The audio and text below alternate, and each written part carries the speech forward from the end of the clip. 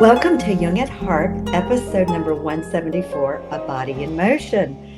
I am Kathleen Wiley, a Jungian psychoanalyst in North Carolina, and I am here with Deborah Henson-Conant, a mentor composer. We both play the harp. That's why we call this Jung at Harp.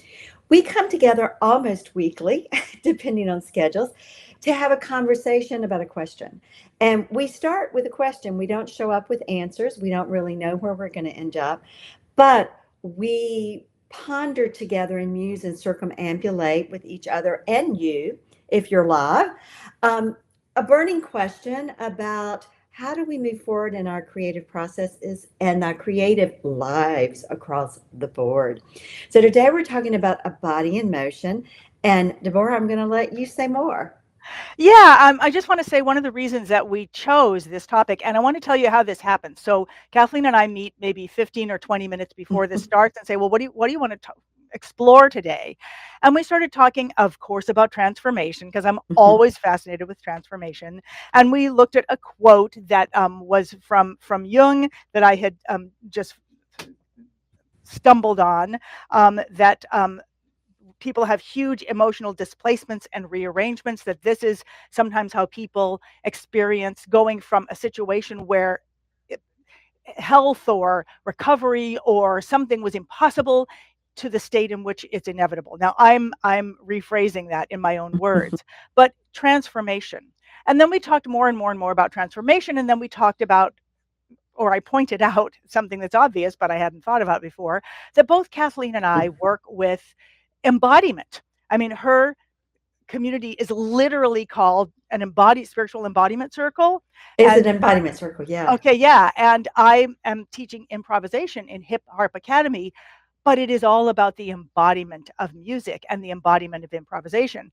And then Kathleen told me a story about how she was improvising, which I'd love her to tell again. And then I remembered that when I was running this morning, I don't always get to run early, but I was out running, and I felt very awkward at first. And I thought maybe I'll just do a short run. And then when I got to the decision point, I was like, yeah, maybe I'll do the long run.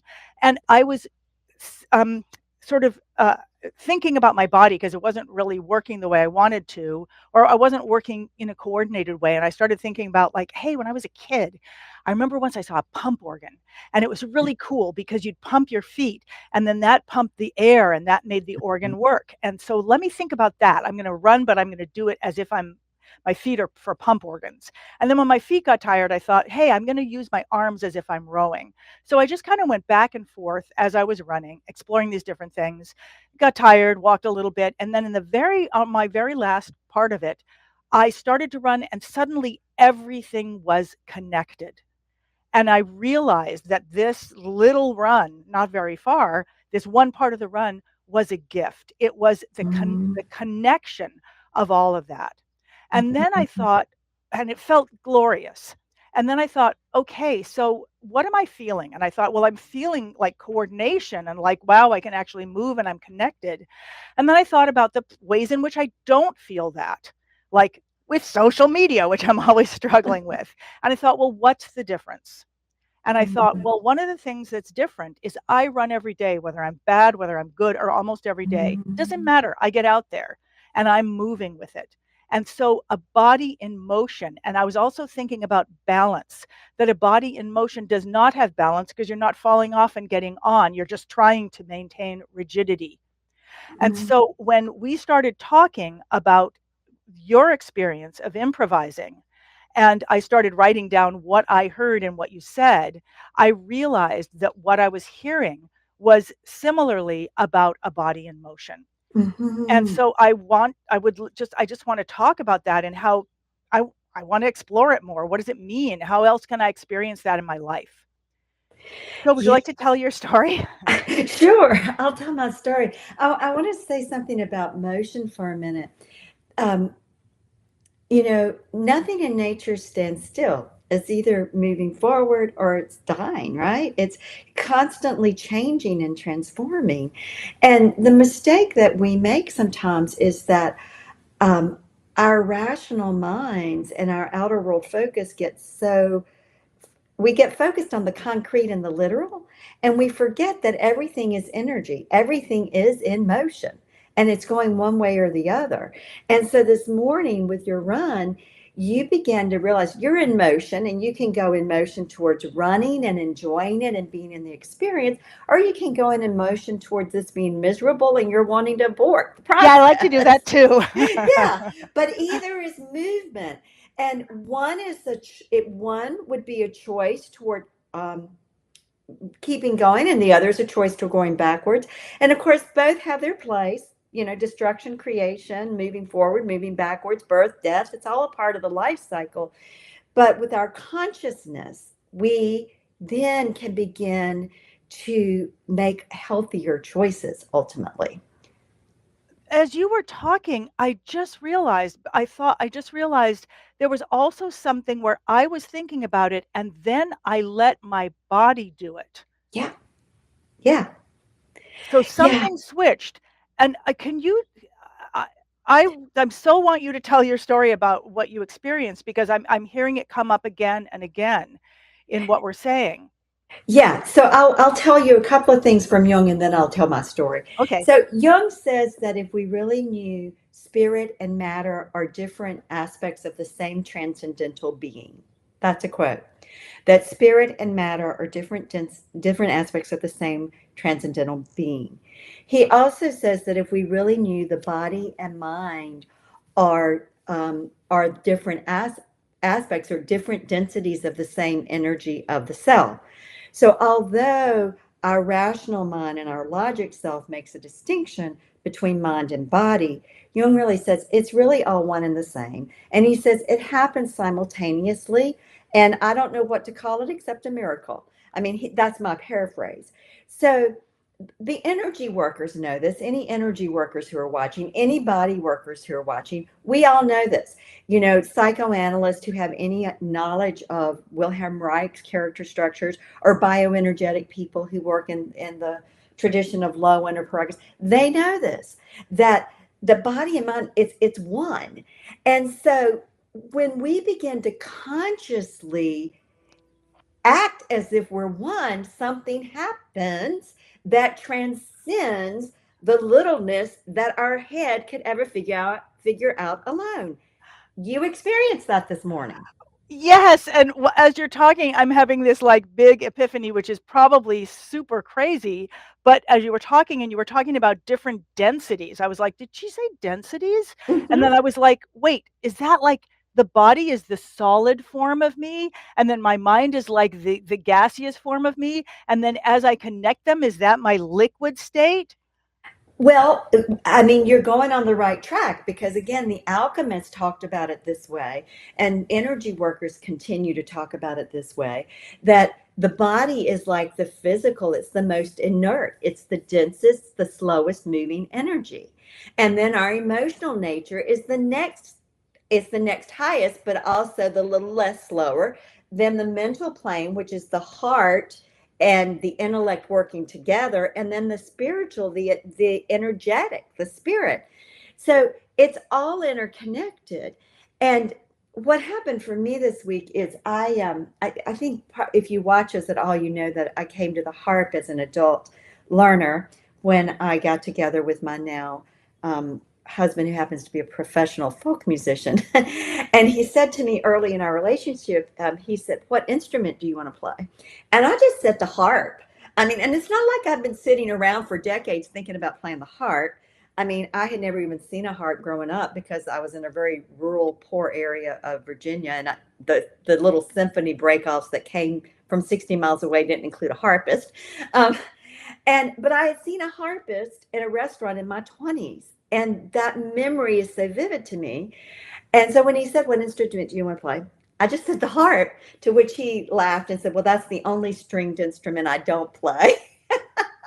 So, but nonetheless, there was something stirring in me that was clearly in my body mind, in my unconscious psyche, meaning I wasn't consciously aware of it, that was percolating. So one of my struggles being an adult learner with professionals and other professionals always around is getting it right. And so for the first 5 years of my harp journey, I was always trying to get it right and feeling less than, because I'm never going to get it as right as someone who's played for 50 or 60 years. I'm just not. Okay. I gave that up. And any of you who want to say it's possible, yeah, it is possible in the exponential field of limitless light. And who knows? But I've kind of let go of that as an expectation. And what I really wanted is to be able to come to my heart with the same confidence and embodied sense of congruence in who I am that I bring when I do this or when I present in front of 250 or 500 people. So this week I was with someone, I was playing for someone who had shared some difficult things they'd been going through, and which included a traumatic death of a family member. And so I started to play with a piece of music that I'm learning and play with the pattern. It's a kind of a repeating pattern for the left hand. And as I began to play, my finger landed on, quote, the wrong root note. But the sound of what came out with that arpeggio that I was playing very slowly captured me. I feel it now. I mean, I just had chilly bumps. It captured me. And it was so stirring that I just closed my eyes and stayed with it and continued to play with it and add in right hand one notes to play. And I just really gave myself over to following the sound and the movement of the energy in my body mind. And when I finally stopped, I said to the person, I just went with it because it so touched me and it was so hauntingly beautiful. And I said, it must have been in the field. And she said, yeah, she said, I was so touched. And she said, it was haunting. And afterwards, my husband, who happened to have been in the other room and heard it, he commented on it. And I said, yeah, we determined I ended up in the Phrygian mode. And he, being a good musician, said, well, what levers did you have? How many flats did you have? How many sharps? And he said, oh, so you were in E. And he said, that's the darkest of the Phrygian modes. And I said, well, that makes sense because it's out of those darkest moments that new life is born. And that was, I think, the movement in the field with this person. So that's an example for me of a body in motion. That's a body that is totally in unity with what we might call the spirit. And it was a moment of wholeness for me in my heart playing that has really stirred something in me about what I want to do with the harp or my ability to do something that's always been in the back of my mind. So those are moments that we can't make happen. So if we circle back to bring it full circle to the quote you were alluding to from Jung that's in the big book, you know, that there are those moments of what we might call spiritual awakening, that our emotional entanglements are rearranged. Something shifts.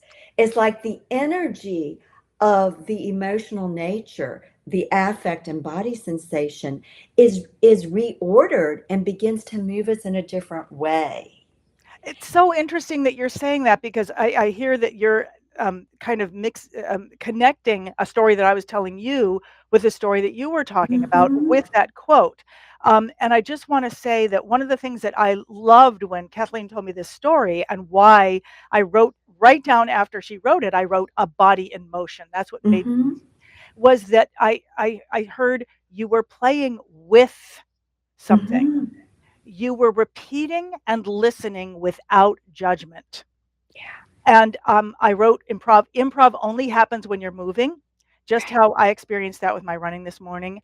But the biggest thing, the first things I wrote were you repeated and you repeated and were listening without judgment. Improv only happens when you're moving. You wouldn't have heard it if you weren't playing. You wouldn't have allowed it and explored it if you were stuck in right or wrong. That's right. And what I there's so much what you then just said just now, but something else came after you said something else to me right Mm-hmm. after you said that. Are you willing to share what you said? You Or do may you want have me to to. You may have to Yeah, know. okay, I'm going to tell you what you said afterwards. You said something like, "I'm beginning to think Oh that yeah. I could that Be a I healing harpist. exactly. And I Yeah. was like, yes, you've Yeah. just proved my point. This is what I am constantly, this is what Yeah. Hip Harp Academy is all about. Not healing harpists, but that the harp is a vehicle for self-expression, Right. not a vehicle. And I hear that the big, huge emotional displacement and rearrangement, which was actually very tiny, is that you shifted out of, I have to do it right, to, oh, what am I doing? And then you did the amazing thing of connecting it with who you are. Right. And that's what excites me the most about training harpists in improvisation, is Right. that moment when they are able to get free of that I have to do it right, and they realize that you could do this with one note, because it's about a different way that you approach it. Now, Yes. we all need, one of the things that I'm constantly giving people in the academy is what we call snippets, which is basically what you were taking out of a piece of music, something to play with. But that, so anyway, I I got really excited about this just because I've heard breakthroughs like that in the last couple weeks in Yeah. the academy as well. So it was really exciting to hear you say that. And this is what Bill Wilson, what Jung was saying to Bill Wilson, is Tell me that if more. you're Yeah, going yeah, to be the founder of AA, yeah. because there's a long letters of correspondence between Bill Wilson, the founder, and Jung, um, he was saying that it's going to take a spiritual breakthrough. It's going to take something beyond a rational, orchestrated breakthrough, and that there is a transformation that happens. Part of what I think you offer in Hip Hop Academy, and part of what I offer in the embodiment circle, particularly Spiral One with embodiment practices, is you give fundamental tools and principles. And I teach fundamental principles and tools Right. for developing the presence with self in order Yeah. for this spiritual breakthrough to happen. Now we're also back to what in my mind the 12 steps of the 12-step programs are, is that they are a set of principles to play with until the spiritual breakthrough happens. So, uh, you know, Yeah. I mean, it was, yeah. as you were talking, I was thinking, well, there is some kind of measurement in every 12-step program. Mm-hmm. You track, you, how many days sober, you track your time, you track your food, you track whatever it is, you're tracking something. And it was funny because I was like, oh, measurement, measures, Mm-hmm. measures, you're playing measures, you're playing. And I really saw that with, I think what we're getting at, and what the big opening for me is, where things are shifting in my life is where I am taking those measures. I am playing with those measures, whatever those measures are. I am my body in motion playing with them. And where I see people breaking through in the academy is where they actually take on the work and they do it. Right. And instead of trying to get it right, they just do it, and then they start finding their way in it. And then it's a completely different story. It's not anymore about how do I get it right. It's about, I let it got to me, and now I am expressing myself with this art form, whatever it is. Yeah. Well, and May, I keep thinking about how in the strings of passions, one of the strings is the string of practices, Right. that you take on a practice so that something shifts in you. Right. But the work or the play is that we do that one practice over and over. I mean, this is the same with meditation techniques. The techniques are not meditation. Meditation is that state of the unbroken flow of knowledge. That's Vivekananda or Patanjali. I always have to check my notes on that. But the technique allows, it sets you up. It's an opening. It's a conscious way of opening to that state. So the practices that you encourage people to do in Hip Hop Academy, or the embodiment practices, are vehicles for becoming receptive and open to those moments of the true self moving you forward. Something of my whole self, my true self, Mm. moved me as I was playing earlier this week. And that is a Mm. big shift. Oh, It's a big. because you were not focusing on how I am, what I am not, how I am not X, Y, and Z. You embraced a wholeness at whatever level, whatever you are. And I was thinking about what I did this morning in my run. First of all, I was listening to a live meeting that I was really interested in, so it's kind of focused on that. But I really was playing with my body. I Yeah. was playing with something that was fun from my past about how pumping and air go together in Hmm. a musical instrument and connecting with my feet on that. And without thinking about the fact that I was playing, I also just realized as you were speaking that because I was listening to that meeting and not in my head about like, how am I doing? Am I doing fast? Do I look stupid? Do like, all of that, that was also out of the picture. And therefore transformation could happen. That experience that I had of actually like, I'm running. Yeah, and it is the experience. That's the other thing I really want to emphasize. When we have an experience, we are in motion. The motion may be internal, but there is a movement. And so it's the experiencing. It's not the thinking about it. It's not the visualizing it. It's not the planning it.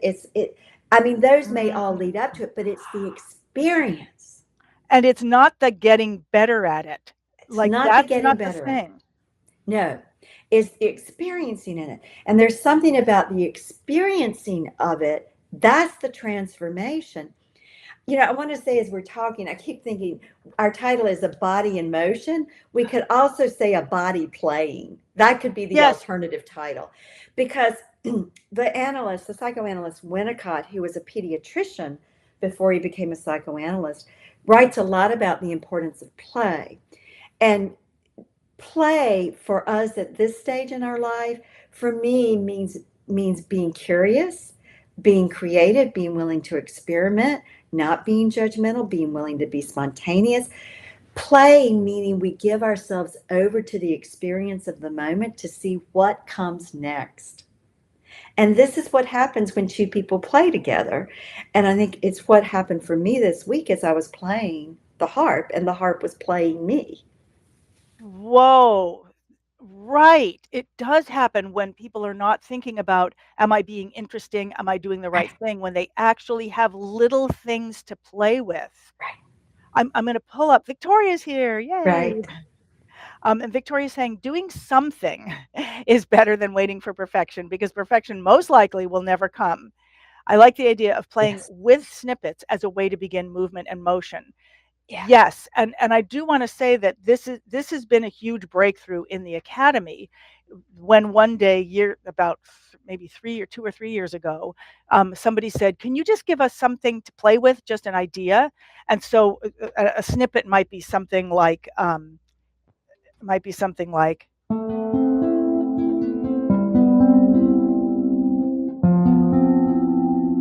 Might be the whole thing. It's just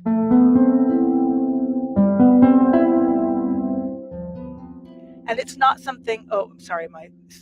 For those of you who play an instrument, I'm just playing, my harp is in the key of A minor, C major, and I'm just playing A, B, C, E, and then I'm keeping my right hand. It's like a little component of sound. I'm keeping it the same and moving the left hand down.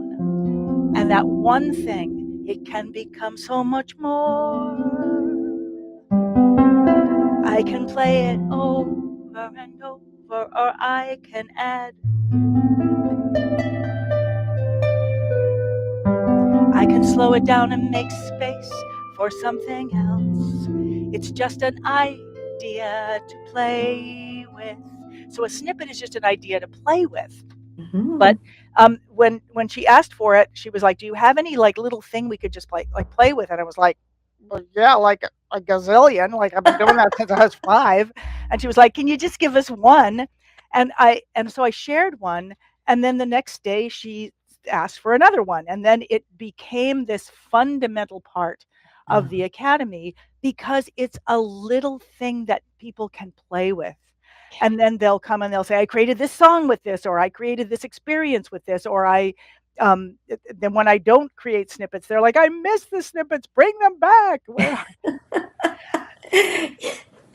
snippets are like Lego building blocks. They are exactly like Lego building. And what I hear that you did and that anyone can do is you collaborated with the person whose piece you were playing, and you took a little thing out of that and saw the beauty of it and played around with it and allowed it to open a door for you to a new place. Yeah. Yes. Yeah. And so that's playing and with snippets of life. So I want to think about doing that. What are there other snippets of life that I can play with? Because I can do this in music, but I don't always know how to do it in other places. Yeah. And we have a comment from Donald. Do you want to pull that one up? Yes. Yeah. By not fearing our true nature and accepting ourselves as we are, whatever that looks like, whatever our expectations may be, it opens up a special freedom that allows our light to shine out. Now, I got to say, the minute I hear that, I'm like, I want to sing that. I was just thinking the same thing. So this is our benediction for today. This is the blessing you get to sing for us as we close. Okay. All right. So we've got it. So Victoria and Donald, thank you so much for being part of this. We're coming to the end, and I'm going to sing this the best I can as the ending of this session. And I'll use this little snippet.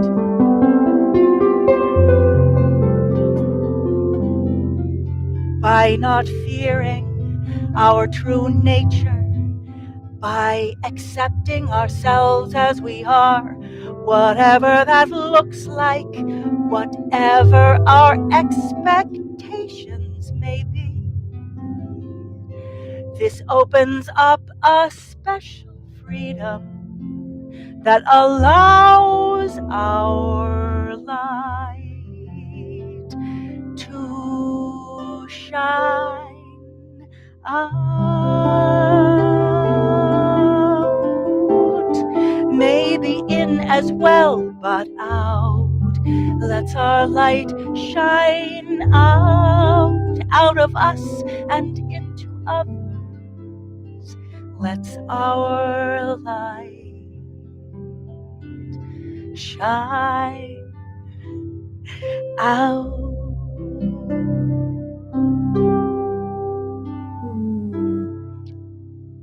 Beautiful pearls. Thank you. Thank you. Yeah. And Victoria's ending by saying, write one sentence. Take a picture on your cell phone. Draw a sketch. There are opportunities for exploration everywhere. Thank you, Kathleen. Thank you for everyone who joined us. You can go and see other episodes of Jung at Harp. You can see them at jungatharp.com. You can also see them more and more on podcasting places. We're looking for them on Apple. We thought they were on there. Let us know if they are and where to find them. And we look forward to seeing you. Will we be here again next week, Kathleen? In 2 weeks. Okay, in 2 weeks.